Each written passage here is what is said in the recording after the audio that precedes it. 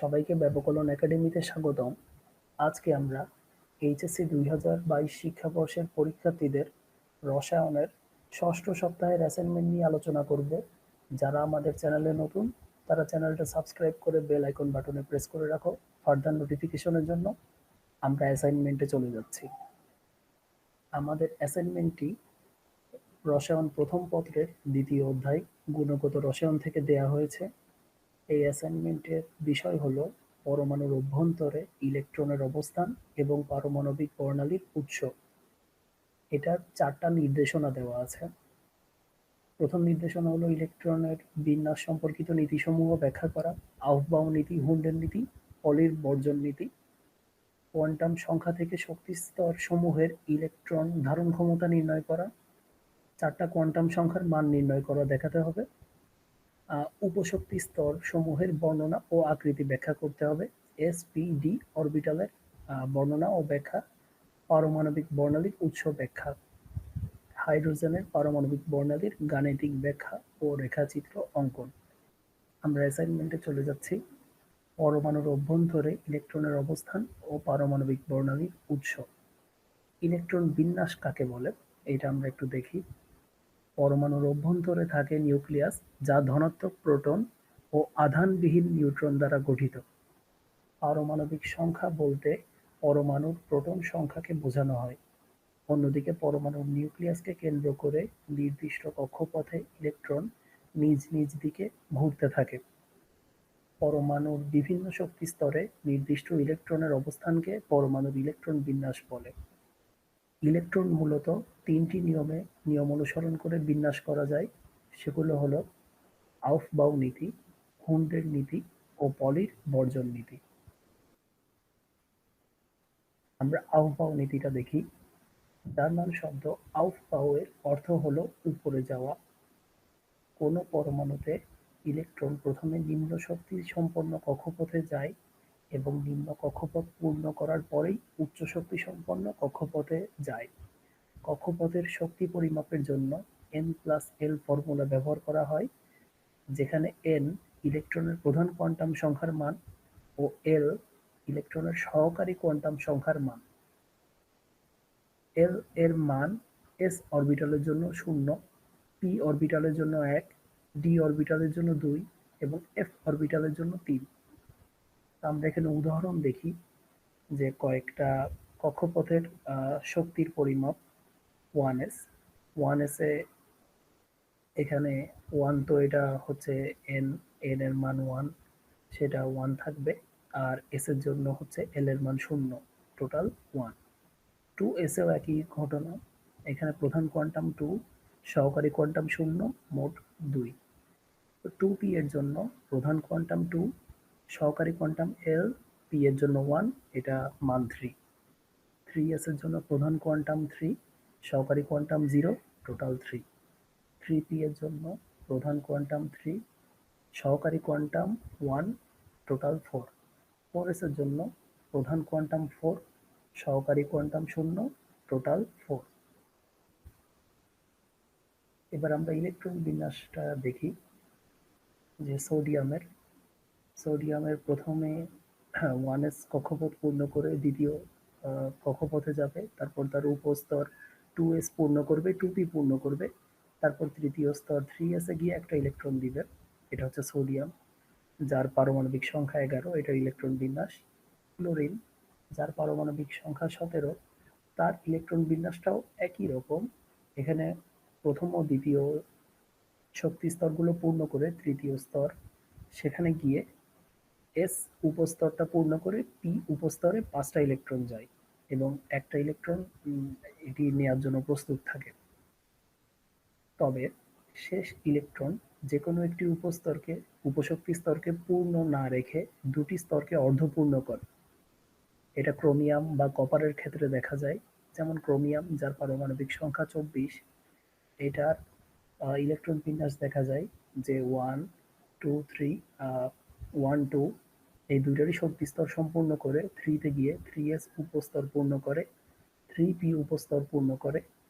এরপরে 4s এ দুইটা electron না গিয়ে 4s এ দুইটা যাওয়ার কথা ছিল, 3d তে 4টা আসার কথা ছিল, কিন্তু 3D কে অর্ধপূর্ণ করার জন্য 4s থেকে একটা ইলেকট্রন 3D তে যায়, যার ফলে 3d5 4s1 হয়।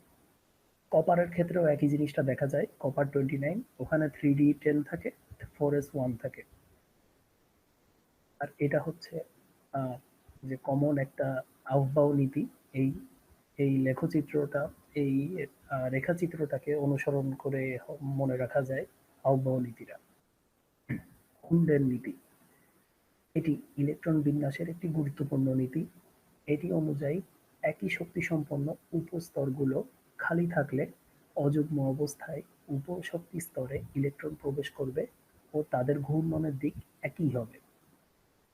তাহলে এটা আমরা উদাহরণে বুঝবো। উপশক্তি স্তরে মাত্র একটি ইলেকট্রন থাকায় ও এটা হবে এস উপস্তরে মাত্র দুইটি ইলেকট্রন থাকায় এস উপস্তরে এই নীতি কার্যকর হয় না। এটা পি আর ডি এই উপস্তরগুলোতে কার্যকর হবে। যেমন নাইট্রোজেন, যার পারমাণবিক সংখ্যা 7, তার বিন্যাস নাইট্রোজেন এখানে 1s2 পূর্ণ করে, 2s2 যেই 2s2 উপস্তরও পূর্ণ করে, 2p-তে এসে এই যে অযুগ্ম অবস্থায় উপশক্তি স্তরে ইলেকট্রনগুলো প্রবেশ করবে এবং তাদের ঘূর্ণনের দিক একই হবে। এখানে 2px উপস্তরে একটা ইলেকট্রন যায়, 2py উপস্তরে একটা ইলেকট্রন যায়, 2pz উপস্তরে একটা ইলেকট্রন যায় এবং তাদের ঘূর্ণনের দিক একই। এবার আমরা পলির বর্জন নীতি দেখব। পলির বর্জন নীতিটি হলো পরমাণুতে ইলেকট্রন বিন্যাসের তৃতীয় নীতি। এই নীতির জন্য ইলেকট্রনের 4টি কোয়ান্টাম সংখ্যা প্রস্তাবিত হয়। একই পরমাণুর দুটি ইলেকট্রনের 4টি কোয়ান্টাম সংখ্যার মান অভিন্ন হবে না। তার মানে এখানে 4টা সংখ্যার মানের ভেতর অন্তত একটা মান হলেও ভিন্ন হবে। প্রধান কোয়ান্টাম সংখ্যা n, সহকারী কোয়ান্টাম সংখ্যা l, চৌম্বক কোয়ান্টাম সংখ্যা m সংখ্যার মান যদি একও হয়, তাও স্পিন কোয়ান্টাম সংখ্যা যেটা s, ওইটার মান ভিন্ন হবে। যেমন যে একই পরমাণুর দুটি ইলেকট্রন যদি আমি ধরি e1 e2, তাদের প্রধান কোয়ান্টাম সংখ্যা 1 হলো, সহকারী কোয়ান্টাম সংখ্যা 0 হলো, এরপর হচ্ছে চুম্বকীয় কোয়ান্টাম সংখ্যাও 0 হলো, কিন্তু স্পিন কোয়ান্টাম একটা হবে +12, একটা হবে -12। তাহলে এখানে 4টা কোয়ান্টাম সংখ্যার মানে কিন্তু অভিন্ন হবে না, তার মানে ভিন্ন হবে, অন্তত একটা হলেও ভিন্ন হবে। এবার আমরা কোয়ান্টাম সংখ্যার প্রকারভেদ দেখব এবং তাদের সম্পর্কে জানব। কোয়ান্টাম সংখ্যা যে সংখ্যা দ্বারা কোনো পরমাণুর অরবিটালের ইলেকট্রনের আকার, আকৃতি, ত্রিমাত্রিক বিন্যাস ও ঘূর্ণন বোঝানো হয় তা-ই কোয়ান্টাম সংখ্যা। এটি 4 প্রকার, যথা প্রধান কোয়ান্টাম সংখ্যা, সহকারী কোয়ান্টাম সংখ্যা, চৌম্বকীয় কোয়ান্টাম সংখ্যা ও স্পিন কোয়ান্টাম সংখ্যা। প্রধান কোয়ান্টাম সংখ্যা, এটি দ্বারা মূলত পরমাণুর কক্ষপথের ইলেকট্রনের আকার বোঝানো হয়। আর এটিকে n দ্বারা প্রকাশ করা হয়। n এর মান কেবল ধনাত্মক পূর্ণ সংখ্যা হতে পারে, যেমন 1, 2, 3, 4 ইত্যাদি। এটি বাড়তে থাকলে ইলেকট্রন কেন্দ্র থেকে দূরে ও বড় শক্তি স্তরে যেতে থাকে। n সমান 1 হলে k শেল, n সমান 2 হলে l শেল, n সমান 3 হলে m শেল, n সমান 4 হলে n শেলে ইলেকট্রন যায়। কোন শক্তি স্তরে সর্বোচ্চ 2n² সমান ইলেকট্রন ধারণ করতে পারে। এবার আমরা দেখব সহকারী কোয়ান্টাম সংখ্যা। এটি দ্বারা মূলত পরমাণুর কক্ষপথের ইলেকট্রনের আকৃতি বোঝানো হয়। আর এই সহকারী কোয়ান্টাম এর মানকে l দ্বারা প্রকাশ করা হয়। l এর মান 0 থেকে n-1 পর্যন্ত যে কোনো অঋণাত্মক পূর্ণ সংখ্যা হতে পারে, যেমন 0, 1, 2, 3, 4 ইত্যাদি। সহকারী কোয়ান্টাম সংখ্যাতে 2l+1 উপস্তর এবং সেখানে 2 × 2l+1টি ইলেকট্রন থাকতে পারে। এবার আমরা চৌম্বকীয় কোয়ান্টাম সংখ্যাটি দেখব। এটি দ্বারা মূলত পরমাণুর কক্ষপথের ইলেকট্রনের ত্রিমাত্রিক বিন্যাসকে বোঝানো হয়। এটাকে m দ্বারা প্রকাশ করা হয়। এম এর মান প্লাস মাইনাস এল হতে পারে শূন্য সহ, যে কোনো পূর্ণ সংখ্যা হতে পারে, যেমন -2, -1, 0, 1, 2 ইত্যাদি। এল এর মান যদি 2 হয় তাহলে এম এর মান শূন্যতম শূন্য সহ প্লাস মাইনাস এল হবে, যেমন এল সমান যদি 2 হয় এম সমান হবে -2, -1, 0, 1, 2। এটা হচ্ছে ডি উপস্তরের জন্য দেখা যায়, ডি উপস্তরের জন্য এটা দেখা যায়। এরপর আসি স্পিন কোয়ান্টাম সংখ্যা। এটি দ্বারা মূলত পরমাণুর কক্ষপথের ইলেকট্রনের ঘূর্ণনের দিক বোঝানো হয়। এস দ্বারা এটি প্রকাশ করা হয়। এক জোড়া ইলেকট্রনের জন্য এস এর মান প্লাস মাইনাস হাফ। এবার আমরা চতুর্থ শক্তি স্তরে, যেটা হচ্ছে ফোর, যেখানে প্রধান কোয়ান্টাম সংখ্যা 4 হবে, শক্তি স্তরে অরবিটাল ও ইলেকট্রনের ধারণ ক্ষমতা বের করব। তাহলে প্রধান কোয়ান্টাম সংখ্যা n সমান 4, এটা আমরা জানি। তার সহকারী কোয়ান্টাম হবে মানে n-1, l হবে n-1 পর্যন্ত, তাহলে 0, 1, 2, 3। আর প্রত্যেকটা সহকারী কোয়ান্টামের জন্য চৌম্বক কোয়ান্টাম সংখ্যা পাওয়া যাবে এবং তাদের স্পিন কোয়ান্টাম সংখ্যা আলাদা পাওয়া যাবে। আমরা দেখি যখন l সমান 0 হয় তখন m সমান 0 হয় এবং m সমান 0 হলে অরবিটাল সংখ্যা 1 হয়, স্পিন কোয়ান্টাম সংখ্যা হয় প্লাস মাইনাস হাফ, ইলেকট্রন সংখ্যা থাকে কয়টি? 2টি। এবার l সমান 1 হলে m সমান -1, 0, +1, 3টা m এর মান পাচ্ছি, অরবিটাল সংখ্যা 3, স্পিন কোয়ান্টাম হবে 3 প্লাস মাইনাস হাফ। এখানে ইলেকট্রন তাহলে 6টা। এরপরে l সমান 2 হলে m সমান -2, -1, 0, 1, 2, 5টা চৌম্বক কোয়ান্টাম সংখ্যার মান পাচ্ছি, অরবিটাল সংখ্যা 5, স্পিন কোয়ান্টামও হবে 5 প্লাস মাইনাস হাফ। এখানে ইলেকট্রন সংখ্যা হবে 10টি। এবং সবশেষে যখন সহকারী কোয়ান্টাম এল এর মান 3 পাই তখন চৌম্বক কোয়ান্টামের মান পাই -3, -2, -1, 0, 1, 2, 3। অরবিটাল সংখ্যা মোট 7টি এবং স্পিন কোয়ান্টাম হচ্ছে 7 প্লাস মাইনাস হাফ, আর ইলেকট্রন সংখ্যা 14টি। এটা হচ্ছে এফ উপস্তরের জন্য পাওয়া যায়। এখানে যথাক্রমে এস, পি, ডি, এফ 4টা উপস্তরের জন্য 2টি, 6টি, 10টি, 14টি ইলেকট্রন পাওয়া যায়। তাহলে দেখা যাচ্ছে চতুর্থ স্তরের মোট অরবিটাল সংখ্যা 16টি এবং চতুর্থ স্তরের মোট ইলেকট্রন সংখ্যা 32টি। এবার নিম্নে এস, পি, ডি উপস্তরের বর্ণনা দেয়া হলো ও আকৃতি দেয়া হলো। 1s স্তর, এটা হচ্ছে উপস্তরও বলা যায়। এস স্তরে 2টি ইলেকট্রন থাকায় তাদের অবস্থান সর্বদা 180 ডিগ্রি বিপরীত হয়, যার ফলে এস উপস্তর গোলকের আকৃতি ধারণ করে। এখানে n এর মান বৃদ্ধির সাথে সাথে উপস্তরের আকারও বাড়তে থাকে। যেমন তৃতীয় 3s, এটা হচ্ছে 2s এর চাইতে বড়, আবার 2s হচ্ছে 1s এর চাইতে বড়।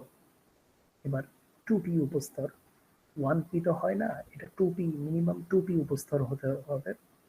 নিউক্লিয়াসের বিপরীতে দুপাশে ইলেকট্রনের ঘনত্বের সম্ভাবনা সর্বাধিক হওয়ায় এই উপস্তর 2p উপস্তর ডাম্বেলের আকৃতি ধারণ করে। আমি আবার বলতেছি, নিউক্লিয়াসের বিপরীতে দুই পাশে ইলেকট্রনের ঘনত্ব সম্ভাবনা বেশি থাকায় এটা একটা ডাম্বেলের আকৃতি ধারণ করে।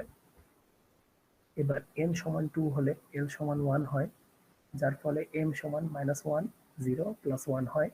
এখানে আমি 3টা উপস্তর পেয়ে যাচ্ছি তাহলে, এবং এই উপ উপস্তরগুলো যথাক্রমে 2px, 2py এবং 2pz। এবার আমরা 3D উপস্তরকে দেখব। এই উপস্তরের উপস্তরের গঠনগুলো আগের অরবিটালগুলোর মতো সরল নয়। n সমান 3 হলে সেখানে l সমান 2 হয়, আর l সমান 2 হলে আমি 5টা m এর মান পাচ্ছি, -2, -1, 0, 1, 2। এগুলো হচ্ছে এগুলো এক একটা উপস্তর। 3D এর 5টি অরবিটাল বা উপস্তরের পরিচয় নিম্নে দেওয়া হলো, যেটা 3D XY সেটা হচ্ছে m সমান -2 এর জন্য হয়, m সমান -2 -1 এর জন্য 3D উপস্তরটা আমরা পাচ্ছি, সরি 3D উপস্তর। m সমান 0 এর জন্য, আচ্ছা এটা পরে বলতেছি, m সমান +1 এর জন্য 3D উপস্তরটা পাচ্ছি, m সমান +2 এর জন্য 3D x² এই উপস্তরটা পাচ্ছি। সবশেষে m সমান 0 এর জন্য 3DZ² উপস্তরটা পাই। এবার আমরা শেষ অংশে চলে আসছি, হাইড্রোজেনের পারমাণবিক বর্ণালীর গাণিতিক বিশ্লেষণ এবং চিত্র।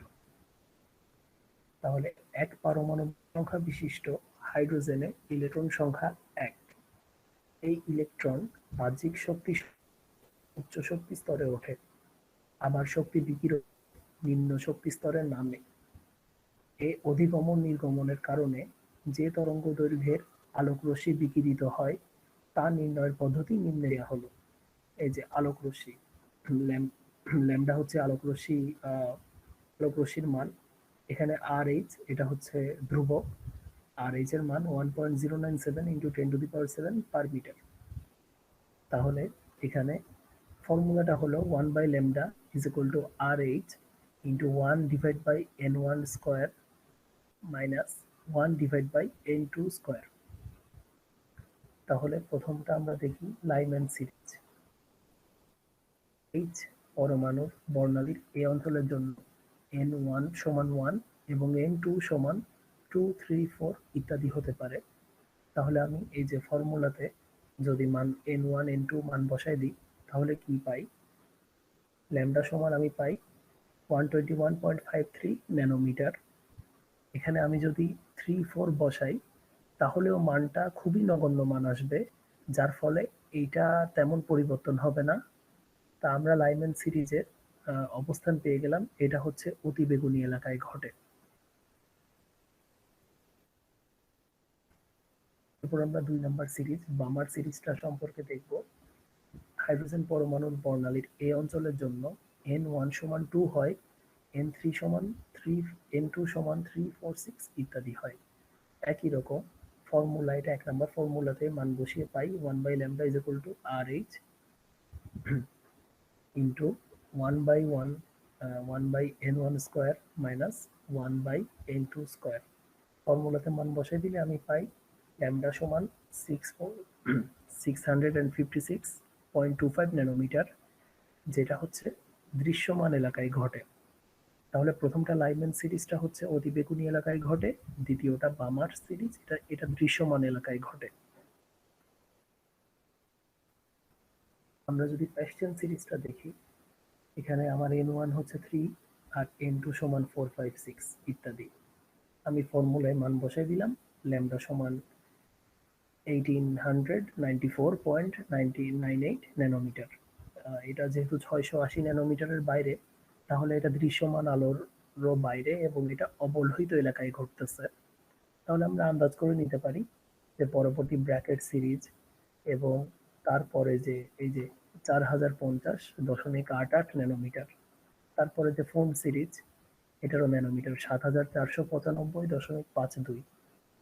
তো এগুলো সবই অবলোহিত এলাকায় ঘটতেছে, তাই হ্যামফ্রে সিরিজও অবলোহিত এলাকায় ঘটবে। তাহলে নিম্নের রেখাচিত্রটিতে অঞ্চলগুলোর অবস্থান দেখানো হলো। আচ্ছা, এখানে এই যে লাইম্যান সিরিজের জন্য n1 এর মান 1 ছিল এবং n2 এর মান 2, 3, 4, 5, 6, 7, 8 ইত্যাদি ছিল। তো সব স্তর থেকে প্রথম স্তরে আলো আসতেছিল এবং এখানে এটা অতিবেগুনি এলাকায় ঘটনাটা ঘটতেছিল এই সিরিজটা। আর বামার সিরিজে আমরা পাইলাম ন্যানোমিটার আলোকরশ্মি, ন্যানোমিটারের মান 656 ন্যানোমিটার, যেটা দৃশ্যমান এলাকায়। এটা হচ্ছে তৃতীয়, চতুর্থ, পঞ্চম, ষষ্ঠ, সপ্তম, অষ্টম স্তর থেকে দ্বিতীয় স্তরে আসতেছিল বিকিরিত যে বর্ণালীর রশ্মিগুলা। প্যাস্টেনে এটা তৃতীয় স্তরে আসতেছিল, চতুর্থ বা তার উপরের স্তরগুলা থেকে এটা অবলোহিত অঞ্চলে চলে গেছে ইতিমধ্যে। এবং প্যাশ্চেনের পর যে ব্র্যাকেট সিরিজ, ফুন্ড সিরিজ, হ্যামফ্রিজ সিরিজ সবগুলোই কিন্তু অবলোহিত অঞ্চলে পড়ছে। শুধুমাত্র বামার সিরিজটা দৃশ্যমানে, লাইম্যান সিরিজটা অতিবেগুনিতে, আর এখানে বাকি সবগুলোই হচ্ছে অবলোহিত অঞ্চলে পড়ে। এই ছিল আজকের অ্যাসাইনমেন্ট। সবাইকে সাথে থাকার জন্য ধন্যবাদ।